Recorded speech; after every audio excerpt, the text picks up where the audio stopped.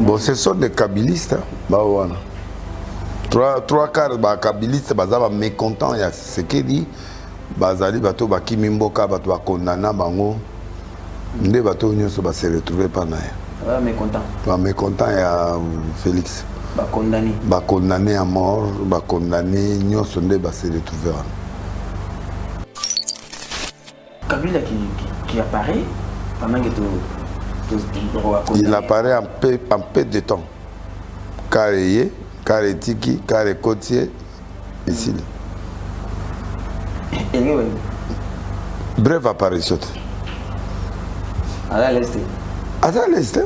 Moutou à l'aise, carré zoya, il faut vendre penda, solo na batuli banda, après à côté na kati, après à solo li et puis tout ça. Donc pam parce que c'est quand le bail Kagame. Il a un jet privé. C'est pareil, il Kabila pas tant. Casse. Avec il n'est pas sûr de lui. Non, il n'est pas sûr. Il est condamné à mort. Bah condamné.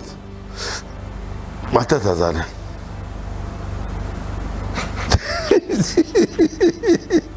Nani, oya Belgique, nani, MP, Azana. Franck Dion. Franck Dion. Non, agoya wate. Agoya wate. Il y a un problème de justice. Un problème. Il y a la soie jusqu'au Bokangae. Mais Azaï Kuna n'a pas nangat. Akenda, Banini a déclaré, le bas bloqué. Vous m'avez travaillé dans le Rwandais que Banane. Donc, il a des paroles. On peut dire que tout le monde va dire bah, mécontent, Yakiseketi. Jean-Claude Vraiment. Oui, mécontent, Yakiseketi. Bon, il est monté. Bah, Geruba, voilà, bah, Kabila. Moïse Nyaruga. Kasimuta Kabila. Bah, condamné spirituel, n'a pas mécontent. Yo monagi nani, o monagi mafa. O monagi Moïse Katou. Il n'y a pas Mafa. Bon, au moins, il n'y a pas Lobby. Il n'y a pas Sessanga. Voilà. Il n'y a pas Mukwege. Non, poids lourd, on a pas de pas une osani. On risque pas comme condamné à mort. Mais bateau mingi va condamné à mort, n'a sans abri. Sans abri, ça dit bateau, va retirer ma colonne en Congo. Quasi sans abri aux ala cassé. Mais pour là, il faut là dans la Congo, on a beaucoup de Parlez now. Parlez now. Chez toi. Chez toi, attends dans les âmes, on l'a lu. Sans abri, ça dit que vous avez aplasté. C'est sérieux. Mais c'est sérieux, c'est comme ça. Dans un rassemblement, va sans abri. Oui. Bah, opposant, bah, tu as Kabila. Bah, le Gessira au Djembela. Kabila condamné. Bango bazo linga tango bako se retrouver tango dialogue au Salema bazo nga légaliser. Mais président peut habiller dialogue aux anakin. Siko dialogue catholique était mais dialogue au Salema na format. Ouais, format. Faut anakin. OK. Bon, bah, stratégie, vous devez aussi avoir tout ce monde-là ne sait pas de bon, bah, il y a beaucoup de bons motés parce que pouvoir les en place. Babangi. Ah, papa, yo, ça de Félix, non, on a eu. C'est dit, ma maman, ça m'a dit. Ah, kanga. Mais ma camoya m'a bête, condamné à mort, aucune émission n'a condamné à mort. Bon, faut pas que ça Moussala. Moussala n'a condamné à mort. Bah, monsieur Babatami, bah, ça la Moussala, c'est. Le parti politique c'est Koufa. Baboma va PPD banine Koufa. Si vous avez un titre. Conclave opposition de ça. Oui, mais demandé par qui? Un ancien président de la République. Tango Kende, condamné à mort. Tango Zozongana. Tango Kelibela. Admettons que va tenir une invitation. Yo, parlons de vous. C'est là on a mis kakato nos alliés. Garçon ya katanga oyo azalaka na président wana nani garçon a commis na beaucoup ni na commis na Monaco wana. Ah Kimiona. Oui, c'est son bras droit non? Abi azana makam. Oui, mais garçon nani Banza. Mais Banza wana baza batu na yete. Batana. Batu ye nani président Sénat. Oui, bah, on dit. Oh, même tu n'as été travailler dans la présidente. Alors, on va donner. Ah! Il faut appeler ça aussi, on va donner. Mais on a tous les bas, il y a pas de makam. Ça m'a fait qu'il y a un batunaï à bureau, na caméra, il faut qu'il y ait un batunaï. Le fio, ça n'a pas de problème particulier dans ça, le condi. Oh, na bien, on a ça langue le côté. On a ce que nous avons vierge na ezanga. Mais beaucoup d'anati. Na linga kete, na sens te que tu kutana te, tu kutana te. Mais beaucoup d'anati. Te, na linga kete, na que nous kutala yeo, na linga mabete. Batba loba mabete kene na linga kete, na sens na loba. Il ne m'intéresse pas. C'est un homme qui fait bien son travail, mais il ne m'intéresse pas. Okay. Il n'apparaît pas. Il n'apparaît pas dans mon écran, donc je ne suis pas... Moi, quand tu apparais dans mon écran, je viens. Pas dans l'Aïté, Nanti, les gâtés. Nanti, ceux qui les quittés. Donc, bref, au fait, moi, je suis là. Gatunion, c'est assez intéressant. C'est même maman Premier ministre actuel. Aza moi ce qui toko azara makamba bien azara makamba na sepela la yeme na lingi ko monete ya JDT na lingi ko poussa pembe nete na lingi ko mona ete na lingi na ninga batu musubo ina olela na musika yo po au sala makambo ndenge sengeli patriotiquement parlant faut approcher kaka. Non, il faut que Dieu me dise. Il faut que Dieu te dise. Donc, elle approche par intérêt de Dieu. Par intérêt de Dieu. Oui, sans Dieu.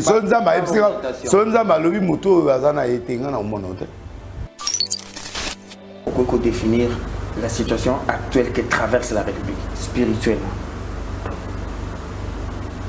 Là, le problème qui passe, j'appelle ça la perturbation. Oui. Oui.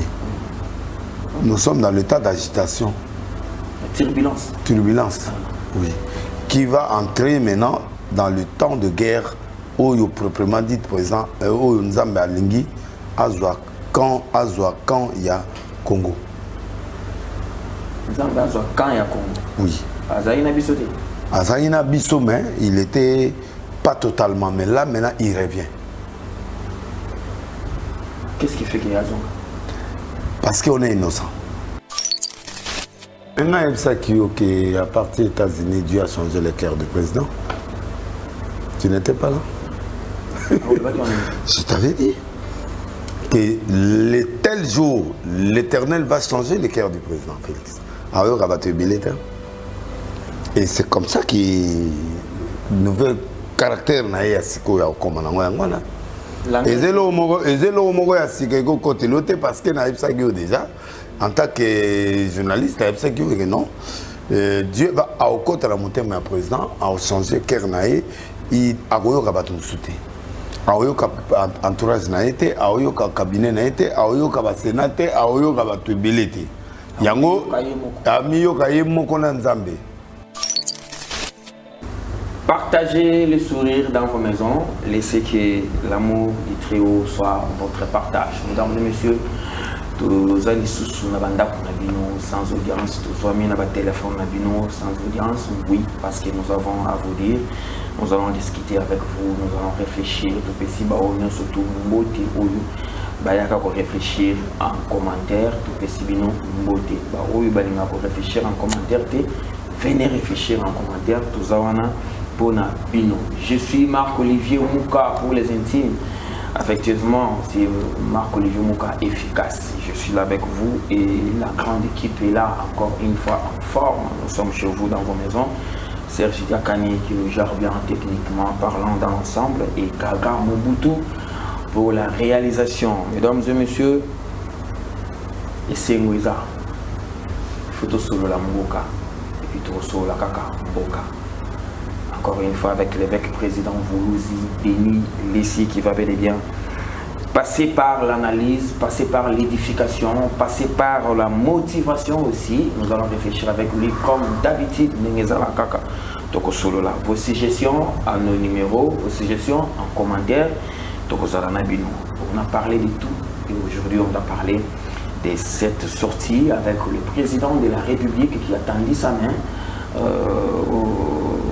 génocidaire, je ne sais pas si Nakobenge Bongo, génocidaire, Paul Kagame vient, on doit travailler dépendamment. Il y a 4 Ndengezalaki, les 4, nous sommes à Bruxelles. Global Gateway Forum, Oyo Izalaki, cadre approprié pour un partenariat, un investissement entre nations, c'est-à-dire à Tatowe la moi si monsieur tout coûté un cadre wana tout sur le partenariat manayo tout partager et puis ce qui a saisi l'opportunité pour dire à Kagame viens on va travailler, on va collaborer mais retire. Voilà, on doit rester sur ça.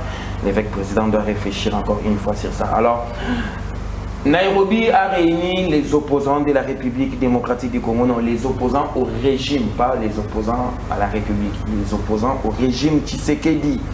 Nous avons constaté l'absence, bien sûr, de Katumbi, Fayulu, Sesanga, Dr Mukwege et Bao Tomona Kiwana. Nous avons parlé avec le président Tshisekedi, comment ça se passe. Et puis à la fin, bien sûr, nous allons parler avec l'évêque président en rapport avec la culture, avec Fali Poupa au Stade de France. Quel intérêt pour la nation? Quelle doit être l'attitude des Congolais face à cet événement sur le plan spirituel? Bien qu'il y ait autour où il y a des chiffres. Autour où il y a des chiffres. Tu vas réfléchir, l'évêque président a ajouté encore ça. Connotation diabolique dans le concert. Alors, tu vas expliquer s'il faut Congolais, quelle est l'attitude que doit avoir un Congolais, quel est le message que doit avoir un Congolais et quel est aussi le message doit avoir Fali Poupa, parce que là, il représente la nation. Nous sommes au Stade de France et c'est l'Union européenne qui regarde. Je ne pense pas que Macron a un concert, Macron en cause. Ce que Macron a un tour dans la bande, pourquoi pas un tour dans le Stade de France pour suivre les Congolais en train de danser la rumba au Stade de France pour la première fois au Stade de France, tout ça dans la ville à Saint-Denis. Alors nous allons partir avec ces débats ou la réflexion, je veux dire la réflexion houleuse avec l'évêque président Denis Lessia qui nous disons bonjour. Bonjour. C'est Guillaume de Baningata. Pour yo bani ko sega ngona segide. Tiens Nathalie kana face moi j'étais on a été très sérieux on moni na ko se concentrer. Ah, très sérieux mamozo loba. Et touché ngai. 3 tenés na la tire. Na moni yo. 3 tenés na la tire. Na moni. Et ça ninga mabongo. Alors d'habitude na ngara autour na yo situation ndenge. Mboka eza bien, Mboka eza bien. Bon, Batoizo comme ça moura ma bille. Maintenant, on trouve Mboka eza bien. Parce que, dans le principe, à la fois, tout va bien. Même les Kamouezali. Mais dans le principe, en tant que pasteur, en tant qu'homme de Dieu, tout va bien. Tout va bien veut dire, ils ont étouffé tout ce qui est négatif pour nous ce qu'on a bien. Donc, et puis, on a normal. Maintenant, il y a des gens qui sont alarmants en beaucoup de choses qui ne sont pas importantes. C'est dans ce sens que le Congolais aime aggraver. Première chose. Deuxième, le Congolais, c'est comme il y a un défaut. Congolais aggravaka. Akomemelo biloko yo zalangote et puis akolinga a disqualifier yo na ba terme. Alors sikoyo président wa zalaka mwana Congo mwana banani sikoyo akomi mutu pamba azana portion te aneloko te akosi bisoto c'est casse-mouche mutu tindi comme ça. Mais vous parlez des choses, mais est-ce que vous avez les conséquences de ces choses? C'est dans ce sens-là, nous avons Congolais à réfléchir. Congolais à zonga maele. Congolais à zalana pala babilo ya likolote qu'il soit profond. Je veux qu'un Congolais qui soit précis et profond. C'est dans la profondeur qu'on peut réfléchir. Okay. Voilà. Pour ceux-là qui ne réalisent pas que profond. Et Bazali, spirituel. Pour ceux qui réfléchissent comme ça. Ceux qui réfléchissent comme ça, c'est difficile parce que Congolais, il faut réfléchir, il faut approfondir. Même Nzamba Lobi, ceux qui doivent m'adorer en esprit, en vérité. C'est-à-dire, ils doivent être profonds. Parce que la profondeur, c'est la grandeur de Dieu. Alors, bisognoso, oh, tu as chrétien, comme si tu as même à ta tu as une dimension à Gonzambé, mais il faut que tu sois profond.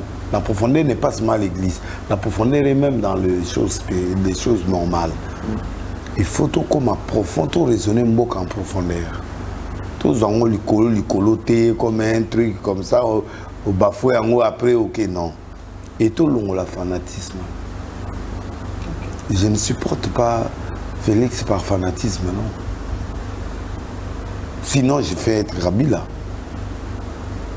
Ben, ça rend mon tournant, mais quand je réfléchis, je vois ce qu'il est.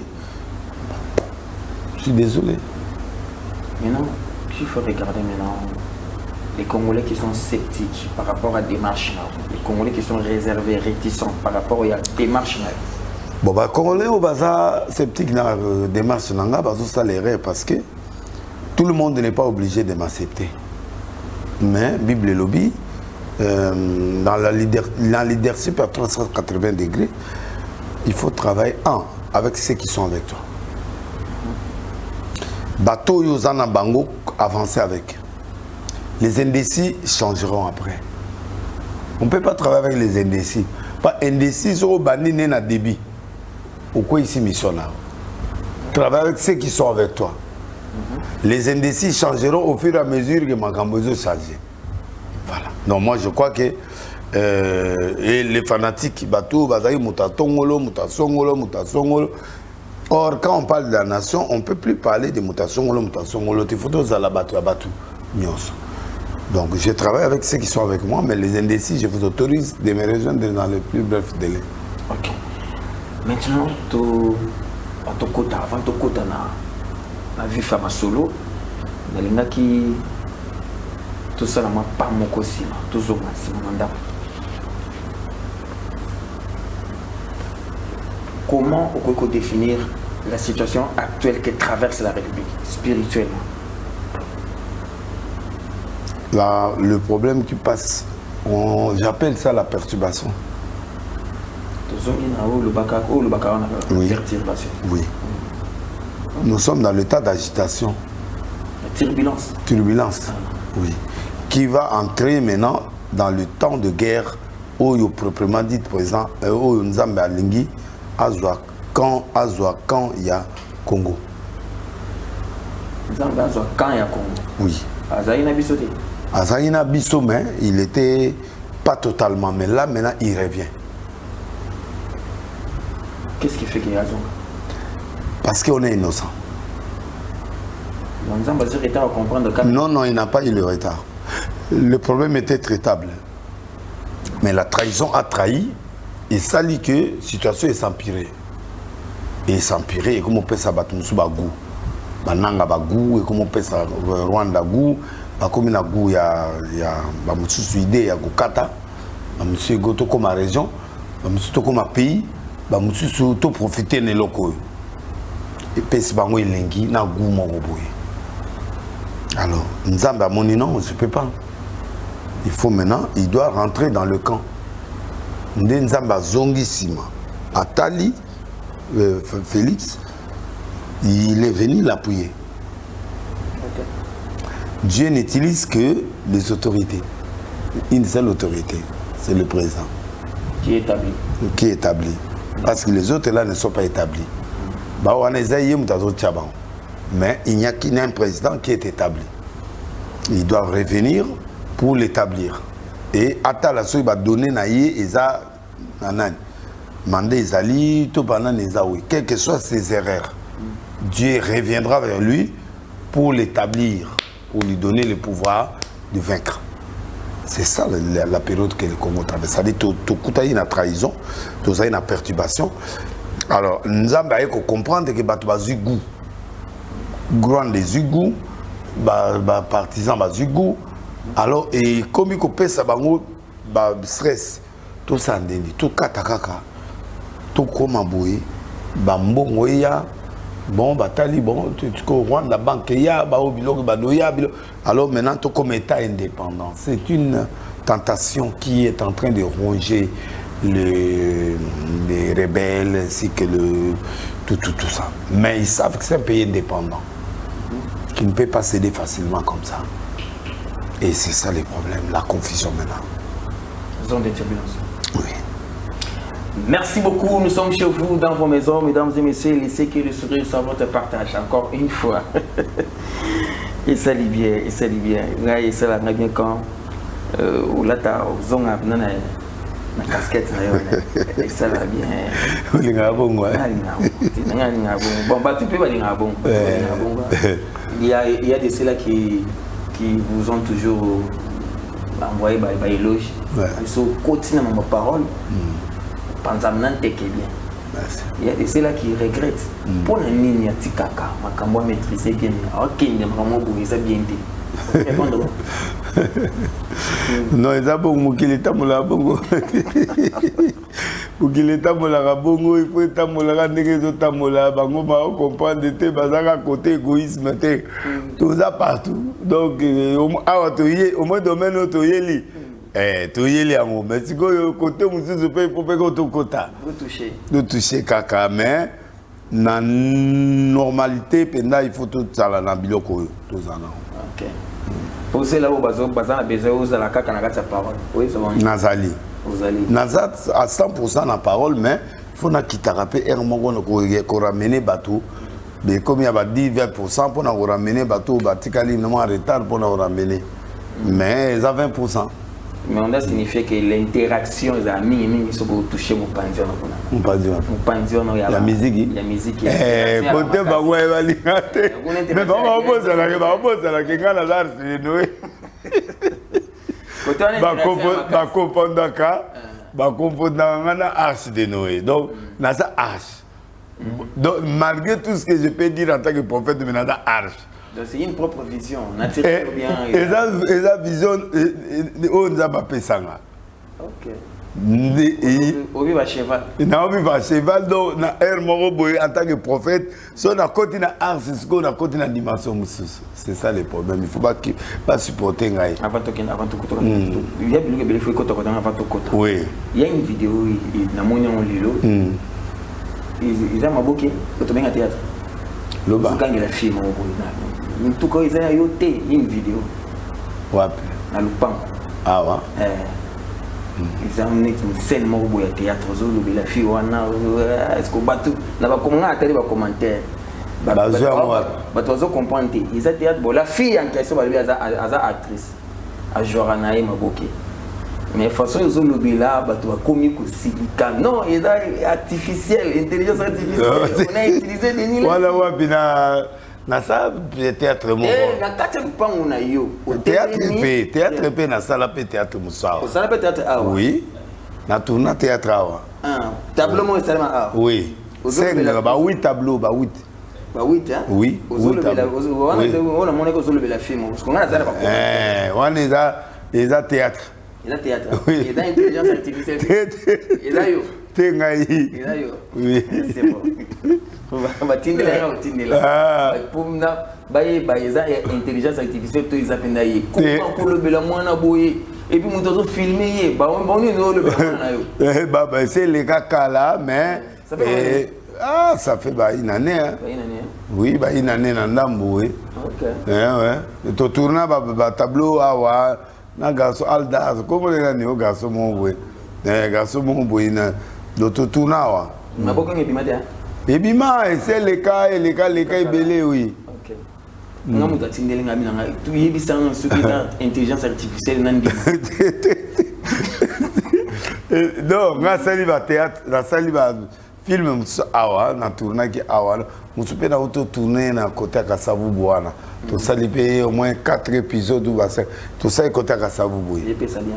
Oui, on est arrivé dans un rôle à pasteur. Dans un rôle qui pasteur, mais oyo et dagi ma mususu oya moi tu ouais batineli on est artificiel te on est personne ya il y a théâtre et tout. Voilà, je crois que mon petit Nélingaï a vu réponse naïe. C'est pas l'intelligence artificielle, c'est une pièce de théâtre. Il y a cinéma nabiso congolais. Au Dima qui n'a eu participé, au peut taper message pour profiter pour TI. Oui, mais n'a pas parti où il y a so mutalanda théâtre mumbawe. Mais comme il y a extrait, azuga moi parti c'est compliqué, oui. Alors c'est au producteur de suggérer na bande surtout lien, il y a intégralité, il y a pièce wana batata la po bay lo mona ba doute na bango. Bande ko ya Masisi, bande ko ya Ubeu, bande ko ya Kamanyola, bande ko ya Ijui, bande ko ya Goma, bande ko ya Bukavu, to pesibino mbote. Nous allons partir maintenant là en image, en réflexion plutôt. En réflexion. Nous allons partir en réflexion. Avec le président Goulouzi Denil ici, Tolari Tolamouki, on retrouve le forum à Bruxelles, Global Gateway. Nous avons à Bruxelles, entre nations. Bandi, Kagame Bandi pour la Rwanda, Kabila Bandi, Neni, comme on appelle Kabila. Qui c'est qui a Bandi pour la Congo, qui a Bandi pour la Rwanda, Bandi pour la Burundi, Bonaboy. Kagame qui intervient avant, Tshisekedi qui intervient après, Tshisekedi qui parle directement à Kagame, qui s'adresse directement à Kagame, qui sollicite des partenariats, ndenge qui circonscrit na circonstance to vandaki. Tshisekedi vient directement avec Kagame. Batuba Lobiamo, Tshisekedi a dessus toute la nation. Tshisekedi, plus loin Tshisekedi qui dit: je n'ai jamais eu une attitude belliqueuse face aux 9 nations. Maintenant, il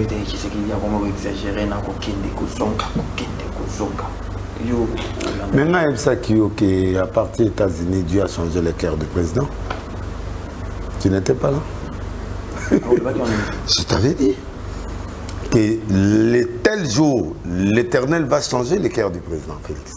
Alors, il va te billet. Et c'est comme ça qu'il nouvel caractère na ya siko ya komana ngwana. Ezelo mogo ya siko côté l'autre parce que na ipsa déjà en tant que journaliste na ipsa que non. Dieu va au côté la montée mais président a changé cœur na et agoyo ka batu souté. Aoyo ka entourage na été, aoyo ka cabinet na été, aoyo ka sénateur, aoyo ka batu bilité. Yango amiyo ka yemo kona nzambe. Et conscience ou nzamba routine parce que il faut créer des problèmes même au monde il faut pas changer Sénat, il faut pas changer le président l'Assemblée, Sénat, Assemblée. Ndenge ba kata kité ba longoli ka mérité ba ngonyo se faut ba kende. Ndenge pe na Sénat ba ngonyo se faut ba kende. Ndenge moko pe na cabinet na ye ba koka supporter soutenir. En premier temps oui mais à un moment ba kokati. Faut pas changer cabinet. Donc, conseiller, il faut changer. Parce qu'il doit affronter une réalité à la guerre. Et cette guerre-là, il va la prendre d'une façon compliquée. Donc, à Kokendenango, si tu as guerre, pour prolonger. Donc, il faut changer guerre à Sika. Il sera plus compliqué. Alors, de là, il vient des États-Unis à Komimba, à Mokale. À qui? Le discours qu'il avait préparé, c'est différent de ce qu'il a dit là. Même, bien sûr, parce qu'il doit changer. Le discours doit s'adapter par rapport à Makambo Yako Kenenango. Ayebaï très bien que Kagame dans 15 jours, bon, et parce que c'est-à-dire, il n'aura plus ce crédit-là. Nzambe azayi na emandambu mais sikoyo dans 15 jours il allait déchirer mémoire na ye a déchirer autorité na ye na monde a déchirer. C'est ce qui s'est passé. Et il arrive là, il change de discours, attendre les mains. Parce que les Congolais ainsi que les pays étrangers, Kagame a déjà fait un discours pour montrer que Félix c'est un homme brutal. C'est un voyou, c'est un homme brutal, c'est un président voyou qui peut venir m'insulter n'importe moment, qui veut seulement accuser, sanctionner, moi, tout le temps m'accuser, sanction. Alors là où il était, Dieu lui a changé de cœur. Il dit non, je te tends la main, toi et moi regardons en face, toi et moi. on est des responsables, on pouvait finir cette guerre en dialoguant, en faisant des cises, en faisant de ce qui était important. Voilà, donc je te tends la main pour que nous puissions faire la paix. C'est le discours mondial actuel, c'est la paix. Il ne s'attendait pas. Non, il ne s'attendait pas. Non, lui, il s'attendait que le président Félix doit venir l'accuser, côté criminel, génocidaire. Alors, il s'attend à un autre discours. Et pour tout que lui, il était à passer avant. Il attend un Félix qui lui demande de tendre la main. Oh. Mais bah, mon on blague, bah, mon non, ils ont blague. Ils ont trouvé ça des blagues. Or, c'est un message qui a percé. Et le monde entier a entendu Félix descendre. Félix demander la main de Kagame. Félix avec un autre langage. Une faiblesse? Non, c'est une force. Une force dans les Batouté. Le président ne dépend pas des gens. Le président dépend de Dieu et de l'auditoire. Non, c'est pas spirituel. Oui, mais Nabimi la Bible est spirituelle. Parce que dans la logique, le président a dit quoi? Toi, tu nous as ravi le pays, tu es ceci, tu es ceci, tu es cela, tu es aventurier, tu es... à les sanctionner. C'est ce qu'il attendait. C'est lui qui attendait ça. L'Union européenne était là. Il fallait Bayuka. Et voilà, Tengami. Oh, je vais la main. Je t'étends la main.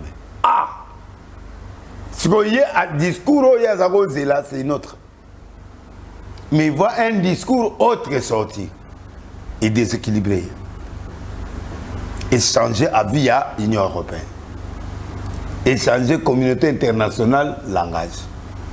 Les M23 ainsi que tous les gens tendance rebelles va changer. Oh. Mais tu vois, non, c'est un aventurier. C'est pas normal ça. Comment il peut dire ça? Il blague. C'est ce qui est resté chez eux. C'est quoi les retombées maintenant? Les retombées maintenant, c'est Félix qui a gagné. Preuve, il a eu 180 millions de l'Union européenne. Preuve, il a été reçu, il a été respecté. Il a changé de discours. Maintenant, il a montré à Kagame que je peux t'étendre la main. Toi et moi, on peut éteindre le feu. Gangana yonde to vandi boy. Toko tia batwana nyonso pemeni ba M23 va travailler na yo. AFC va travailler na yo. Retirer bango. Retirer bango. Bisu balé tout celui-là. Tout celui-là. Encore moi ici là. Ba Congolais oyo bazali na opposition. Oyo balingi président Kagalo ba escarmouche. Il faut nan ba tomboki. O me akeko bondela ye. La bondeli eta. C'est là où tu m'as dit que tu sais que tu étais. Là, tu sais qu'il se moque de nous tous. Il ne se moque pas, il a changé sa façon. Mabé. Piquen, ils ont la air nango. Air en Union européenne, c'est ma capuche.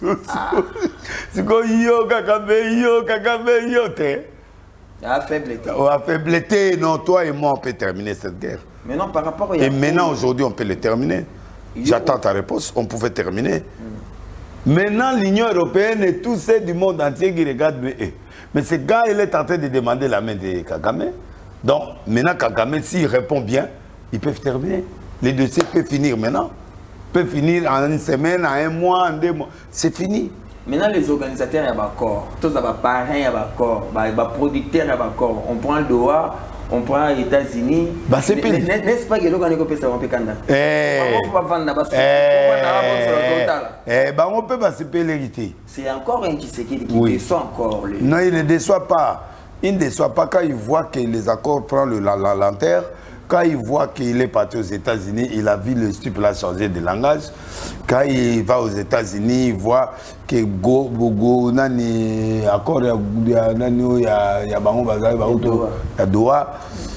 il fallait amplifier à ma dimension sous. À l'accord.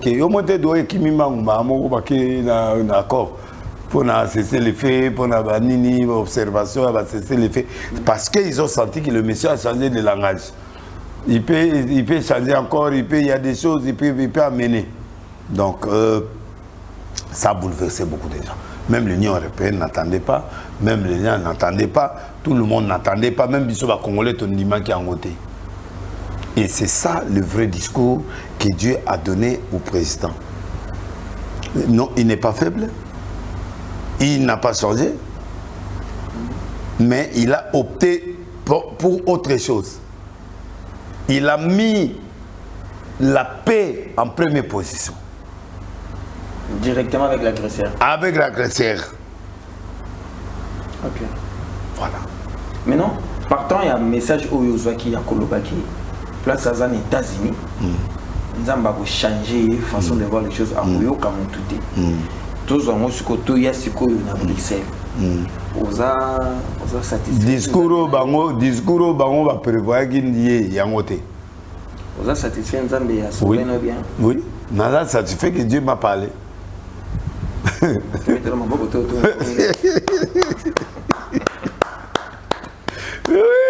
parce que dans le Belinga et puis à Kepe a changé le langage et puis ça lit bien. Pendant que tu as mis au papolae, occasion et on a tic-tac, regarde maintenant un Congolais qui est servi d'un message contraire. Qui est désorienté, non, tu sais qu'il est faible, qui sait qu'il est à changer langage, à changer langage, moins d'escarmouches, à partir des guises, on peut atteindre Goma, mais lui, oui, mais beaucoup de Goma pendant que les traîtres étaient là, au côté ici, rebelle. Arninga a utilisé quel bateau pour attaquer Rwanda. Il est seul. Il est seul. Même il a prononcé un bon discours, mais il se retrouve en face là, pas traître. Les gens doivent raisonner le président Félix. Il a dit oui, il doit attaquer, mais pas attaquer à Pata. À Pata qui faut. Mais qui voit en a trahi, Mindo Keke. État-major et Longwa qui s'engage, il y a qui doit. Tout le monde qui est ticali.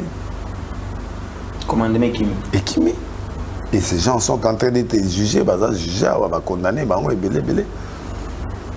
il a parlé, il avait la volonté, mais les gens qui étaient sur le terrain ont trahi. Comment il va envoyer la bombe? Comment il va faire? Et maintenant, on a récupéré le Kivu et il a pleuré. C'est pourquoi maintenant Dieu a changé son cœur de façon que ce qu'il fait, personne ne comprendra.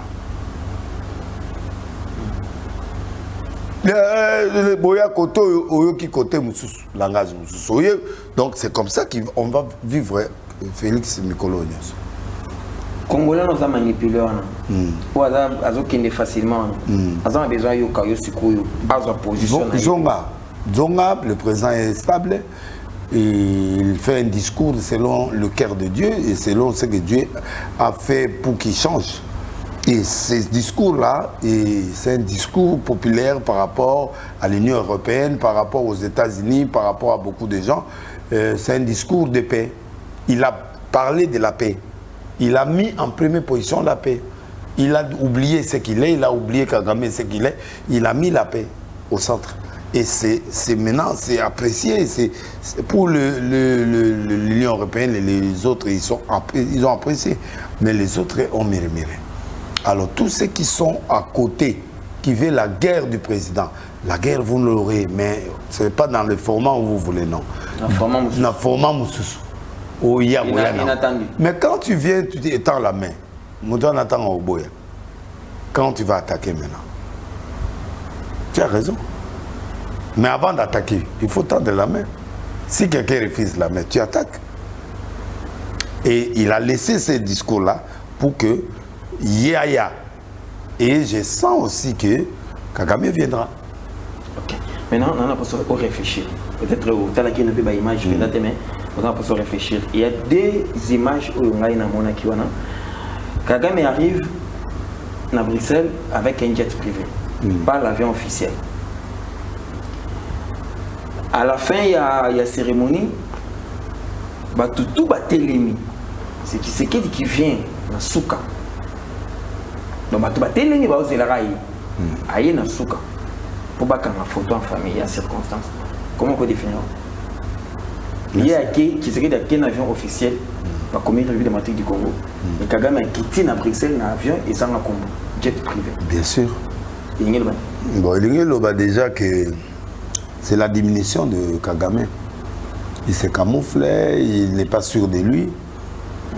Il ne sait pas là où il a mis les pieds. Est-ce que les gens seront d'accord avec moi? Est-ce que les gens seront contents? Bon, parce qu'avec l'identification autre, il peut s'en sortir. Mais Tshisekedi est venu officiellement en tant que président de la République et il termine la cérémonie et puis il entre dans son avion. C'est comme ça. C'est ça l'interprétation. Tshisekedi était prêt. Oui, il est prêt. Kagame n'était pas prêt. Non, il n'était pas prêt. Il y a un cache-cache. Il y a un cache-cache. Ça a douté, à éviter qu'est-ce qui va arriver. Mais Tshisekedi est venu un homme libre. Et à un homme président de la République. Kagame, c'est l'esprit de mort. C'est l'esprit de mort. Ça dit qu'il n'est pas sûr de lui. Il n'est pas sûr que. Il place lui, il y a des tout avion là, il va donc. Aïe, bon, bah, il y a la tête,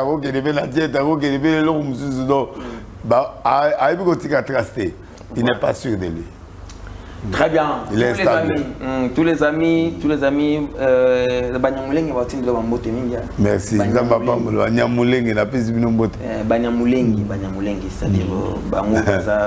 Bazanayo, Balobi, Bango, Baza pour la République, ils sont avec le ministre Gisaro.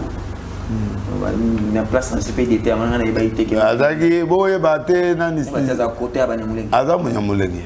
Côté à Banyamuleng.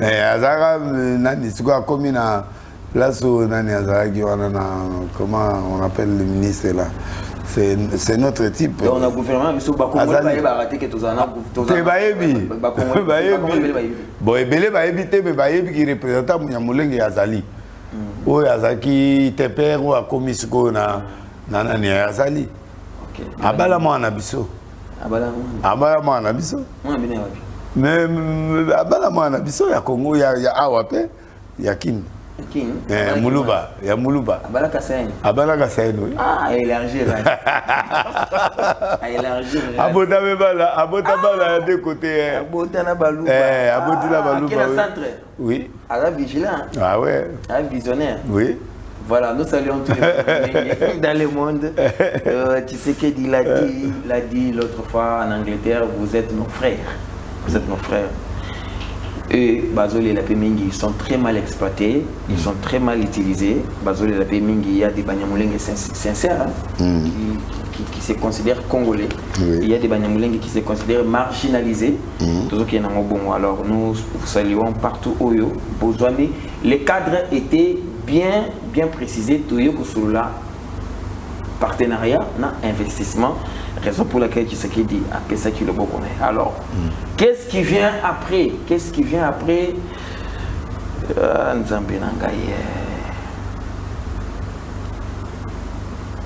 Les Congolais autour de Joseph Kabila à Nairobi. Les Congolais opposants au régime autour de Joseph Kabila à Nairobi. Après sa condamnation, Joseph Kabila a réuni un bon nombre de Congolais, des Congo comme Vwemba, de tout le monde là,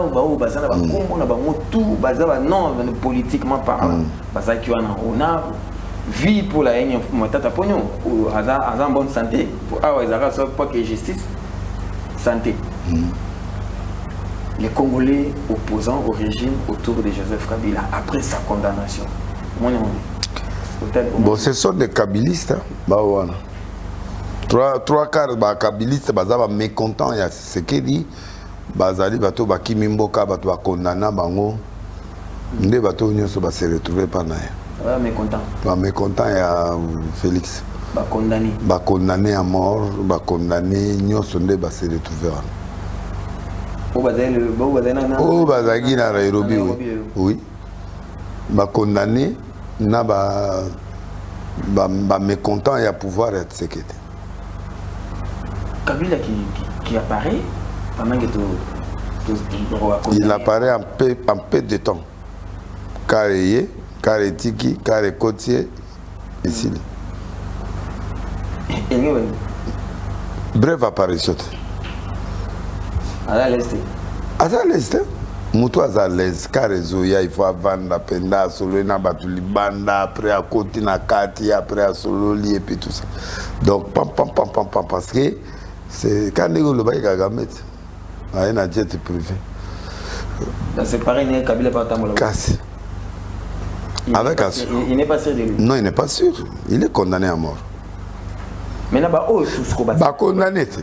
Oh, ce qu'on va y qui. Bah, condamné. Matata Zana.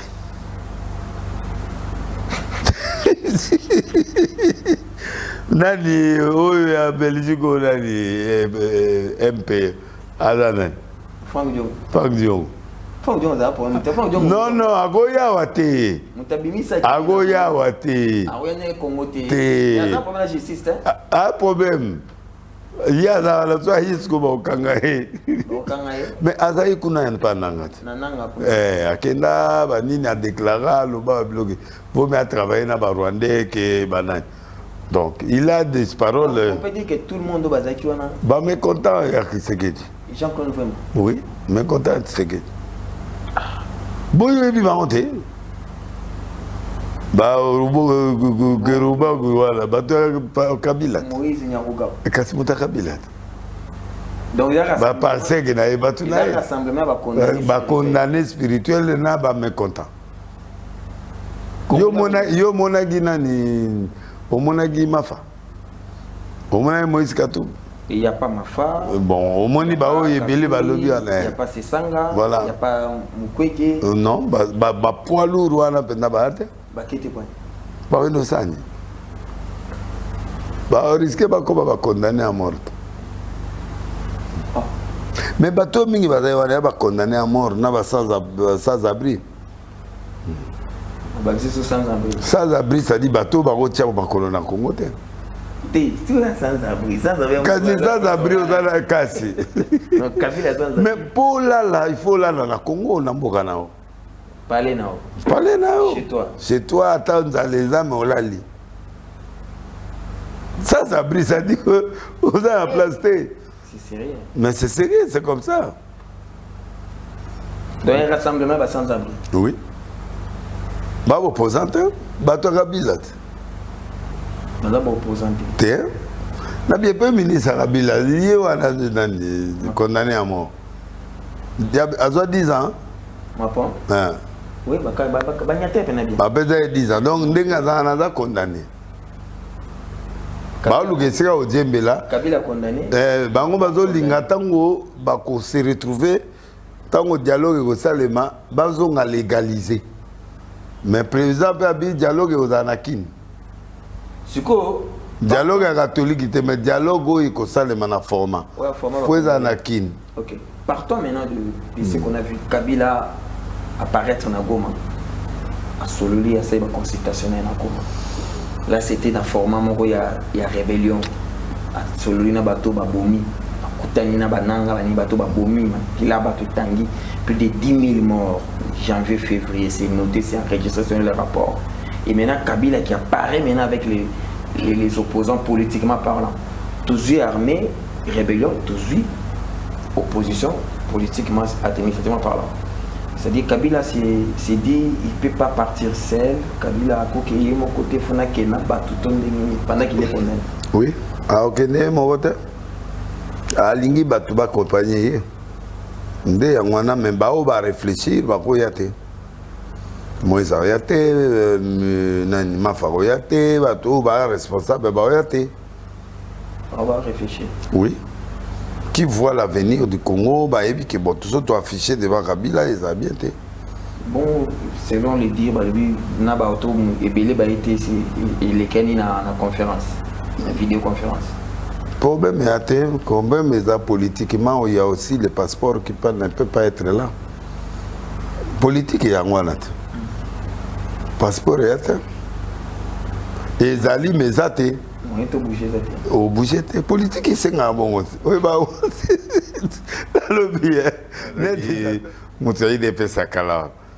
Il y a eu des prisons, passeport et là-dedans. Ah, on passeport. Il faut qu'il n'ait pas ministre affaires étrangères. Au bout de mais c'est Nairobi, soit qu'il y a une ambassade, on peut ce document. Ah, qu'il est cassé. Ah, on va afficher. Ah, qu'il est. Nairobi, ma pétition, Nairobi, tu as sans passeport. Pas payer na bis batu na bis au Kende.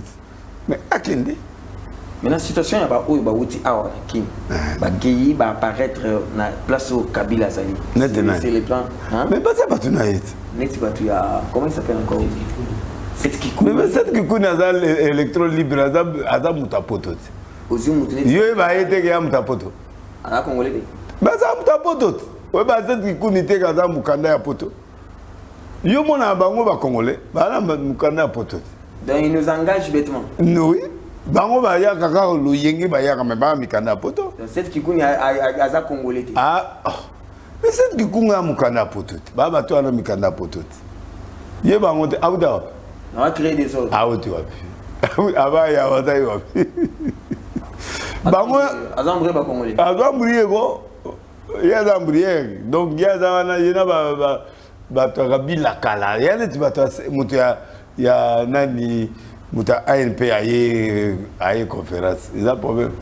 Mais c'est une chaîne, pourquoi il doit faire ça pour lui? Mais c'est ça le problème qui connaît Zanani et il y a un candidat pendant ya solo non lui c'est trouble fait ça dit mutu mo boye a lobi le makamona ya ki a udi boloko a ki na a laxika elongi ba moni ki scène qui connaît Zalaki ce sont des gens qui sans impact ba n'impact.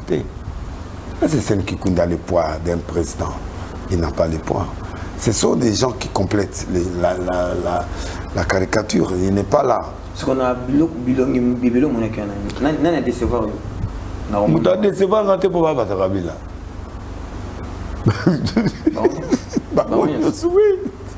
Bateau monio baoutio il y a la moitié net matata lobby et la moitié déjà sont là la moitié au banane. Tu es baoudel. Boy mama tata. Na boya ngo parce que yena yaza yi premier ministre. Apa ye. Garugwa bwana za muta nani bandakala. Jean-Claude Vwemba. Vwemba sana ye président ya président ça veut pas un ya ba Kongo mususu azali ba uto longola. Do baza ebele. Et poids nini muta poids. Moïse Nyarukapu. Un ancien sénateur. Il pèse. Il pèse quoi? Tantôt Rwandais, tantôt Mouniamoulengi, tantôt Toyebi position là. Tantôt Mouniamoulengi, tantôt Rwandais, tantôt Toyebi position là. Toyebi position là. Toyebi position là. Donc ça pèse pas. Ça pèse pas. Ça c'est du théâtre de chez nous. Théâtre de chez nous. Le tourisme. C'est une sortie ratée. C'est raté et puis c'est du tourisme. Un journaliste à Belgique. Pero Rouar, journaliste là-bas. Pero Moutinanga. Moutinanga, bon à Wangani. Banana Pero Kala. Moutinanga Kala. Moutinanga Kala. Moutinanga l'émission. Ça parlait bien de la Bible entre eux. Oui, Pero Moutinanga, mais tu connais, tout ça problème thème. Il y a combien d'années? Naïbi wa. Azaï Moutinanga c'est. Est-ce qu'il y a un passeport? T'es un passeport. Bon, alors quoi Boaka Nangunda bon. Azwa Moukanate, mais on peut. Il y a toujours une sortie à redéplacer, à Rokende Bamboka, sauf Congo.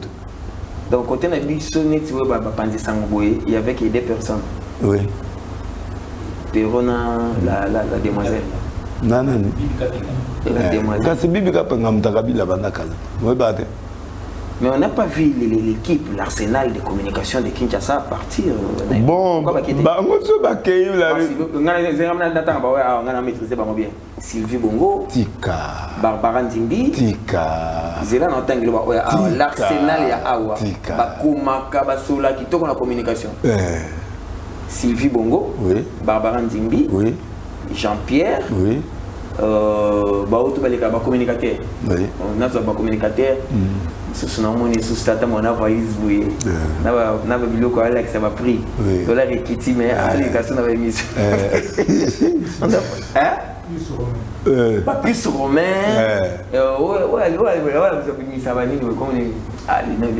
Bon, ma stratégie, vous devez aussi tous ces mondes-là ne sait pas de bon, il y a de bons côtés parce que pouvoir est en place. Ah, papa, yo, ça de Félix, non, on a eu. C'est dit, ma caméra, ça m'a fait.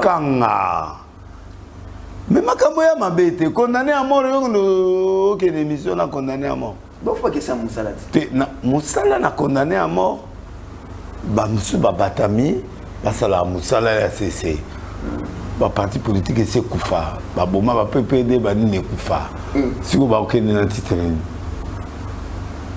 Conclave et opposition de celle. Oui, mais demandé par qui?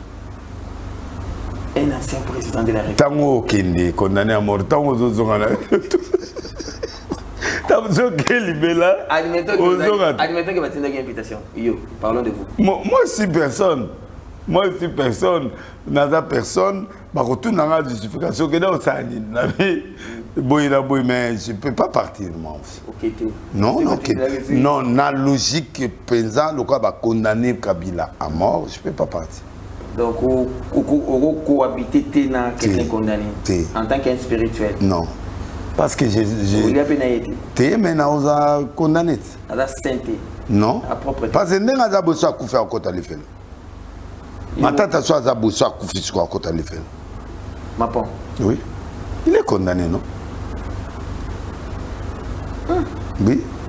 Moussou Zouana va condamner virtuel, mais Baza va condamner, on va m'y condamner. Donc, tout Bazara Kiwana va mécontent à Félix, va condamner à Félix, va mécontent à Félix, ne va on y se bat tout Kabila. Bon, Bao Bazana AMP, va porte-parole à la Sobaki, retour. Va communicateur, va côté Kabino Bouki, va Monica Elongi na retour. Okota Sombokati. Kasi retour, yo boye. Okoti, ok, Zala, kasi to. C'est très fort. C'est comme moi. Maintenant, bah communiquer dans la TV, bah ça les maintenant on regarde un Congolais. Moi j'aime bien que Toshi Tarabongo. On regarde maintenant un Congolais qui s'est réjoui à Moni Kabila. Ah, Kale en bonne santé, Kale en forme, Kale Azali, Congolais on sonne à CP, Abinoté, Espoir Eza. Tu sais que tu dois partir. Non, Kabila. Non. Regarde d'abord ces Congolais-là qui placent. Les Congolais, non, Kabila ne peut pas revenir sur le pouvoir au Congo. Il avait la chance de revenir, oui, mais il n'a plus le temps. Azan a un pouvoir en sauté et puis Félix, le mandat peut finir ou il peut récupérer, il peut continuer, mais nous attendons un autre pouvoir. Après ce que dit, nous attendons un autre pouvoir. Pour ceux-là qui disent que, comme Tshisekedi a été menacé par la guerre, il faut annuler les deux mandats et répartir. Ça peut passer aussi. Il y a politique. C'est la politique. Politique est ça calcul, net bisoto ça, net la mananité. Politique est cosa muta à nommer à annuler nyo so abandele à zéro. Bah ça là on peut na loi. Bah quoi ça là on peut loi, ne bazana ba quoi ça appelle loi. Suite à l'agression, on annule les deux mandats. Oui, il reprend à zéro. C'est possible. C'est possible. Parce que en politique, Congolais à ce qui pas été. Qu'on a au monde à Bangwana. Congolais marche à Lembi. À Lembi marche. Dimassoté. Si on me met les lots, on me met le troisième sur le cabane, on a pondu, c'est fini. Donc, en fait, Congolais, la minute où il y a eu qui président au Azali, à Congolais. C'est ça d'abord la résistance. D'abord, résistance dans Bango, d'abord, il y a Félix Amata qui est à Congolais. Moi, elle limité. Moi, elle limité, Moutounabiso. Toi aussi, l'année. Toi aussi, l'année. Pas la problème n'a été. En fait, tu sais, le monde a dit avant de dire pour les Congolais. Sauf Félix Azalaka, Tengama. Oh, mon amaka. sympathique. C'est qu'elle a bénéficiaire. Oui, parce que oui, bénéficiaire, elle doit pouvoir à Makila. Et puis papa Naï, c'est quelqu'un de très important pour la mission congolais. Donc, tout ce qui est bon avant. Qu'est-ce qu'on doit avoir maintenant comme attitude par rapport à la situation que nous traversons? L'attitude, d'abord, on doit aimer le président. On doit prier pour lui. Il doit faire face à la guerre. Parce que la priorité aujourd'hui, c'est la guerre. Dieu a transformé son cœur, il est en train de tout faire pour la guerre. Guerre au monde est normal, mais guerre est anormale. Si vous avez un poste, vous avez un peu guerre au monde est guerre. Nzambe a voulu fragiliser aussi le président. Il a voulu le rendre important. Il a voulu le rendre conscient. Il a voulu faire de lui une autorité qui va devenir maintenant. Parce que le président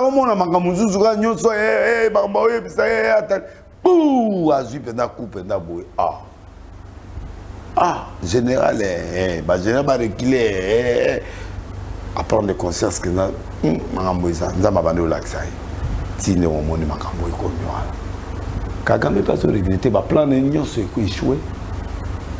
Ba plan ya Kagame na batunaye na ba FC échoué. Tu veux affaire échoué bango. C'est Dieu qui a voulu. Et en voulant, moi je me souviens de quand on est parti prier chez le président. Le président Loba, au Pesanga Mboka Mobima. Na ozong si Mboka Mobima. C'est tout ce que je demande. Ce qui est dans la négociation. Hein? À lobby au non, à lobby au Pesanga Mboka Mobimba. Dans le sens que visiblement il n'y avait aucune chose. Ok. Voilà, visiblement. Oui, voilà. Il y avait des accords, mais il n'avait pas trop de notions. Okay. Deux, à Ebaïté, il avait des traîtres. Tu vas combattre Kagame avec des traîtres comment? Il ne savait pas que Kagame avait la poche de son gouvernement, de son parlement et de son Sénat. Sénat, nous avons mis Kakato, nous alliés. Garçon, il y a Katanga, il y a président, Garçon a commis beaucoup, il a commis Monaco. Oui, c'est son bras droit, non? Oui, mais Garçon a nani Banza. Mais Banza, Banza Batunaït. Batunaït, nani président Sénat. Oui, Bango. Oh, mais Moutunaït, il a travaillé dans la présidente. Ah! Mais il y a un autre loba, il y a un makambo. Et c'est important pour la République pour l'instant. Non, il a non, on a un lobby de Ndimaïda. Qu'est-ce qu'il va dire? Il fait du chantage au président, il fait du chantage aux autorités, il fait rien. Donc là, de Belé, ça la chantage à président. Moi, si naïe, ça va se faire. Ça m'a fait quelqu'un. Ça m'a fait quelqu'un. Naïe na batunaï à bureau na caméra fait quelqu'un na batunaï. Le fio, ça n'a pas de problème particulier na Samuel Kondi. Oh, na bien nga salanga ilogote. Nga sugu mutoa vierge na ezanga. Mais beaucoup d'anati. Na linga kete. Na sens te que tokutana te tokutana te na linga kaete na ke ndokotala ye na ndenge ya mabete bato baloba mabete ke na linga ke na sens na loba il m'intéresse pas. C'est un homme qui fait bien son travail mais il m'intéresse pas. Okay. Na sens soit il n'apparaît pas. Il n'apparaît pas dans mon écran donc je suis pas. Moi quand tu apparais dans mon écran je viens. T'es pas dans ngaïté nganti les gâteaux. Ce qui est quitté. Donc, bref, en fait, moi je suis là, Gatunion, c'est assez intéressant. C'est même maman Premier ministre actuel. Soumi. Aza moi ce qui toko Aza makamba bien Aza makamba na sepela la yeme na lingi ko monete. Il y a JDT.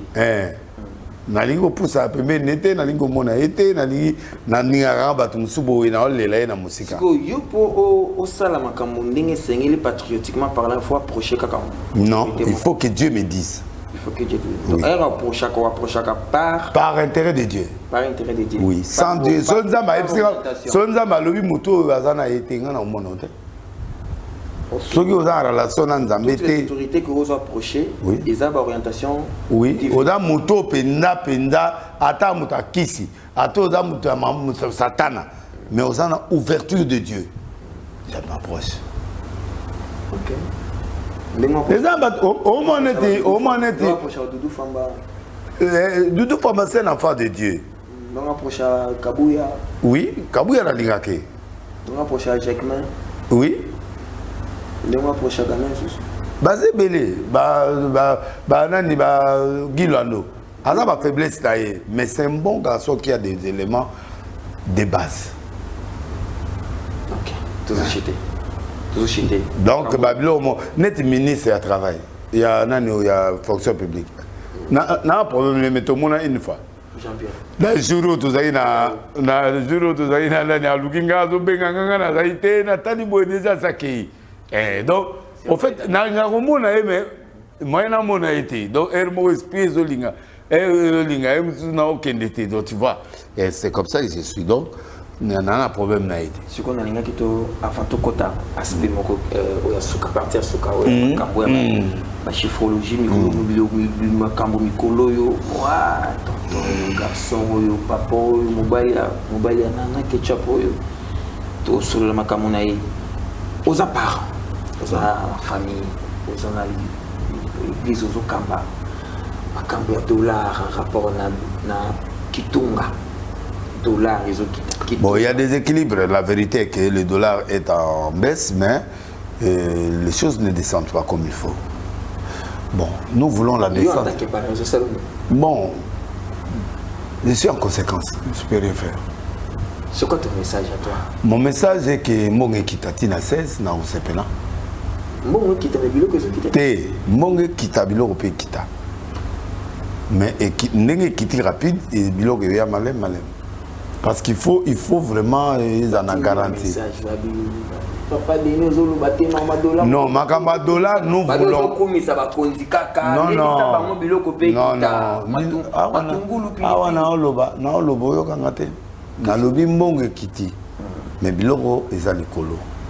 C'est quelque chose qui n'est pas bon, mais nous voulions que Mbongo et Kita.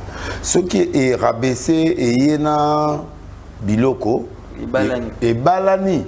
Ndet balingi et comme on a 16. Ce qui est 16 et que Balani na Mbongo na Babiloka a marché, c'est la victoire du gouvernement.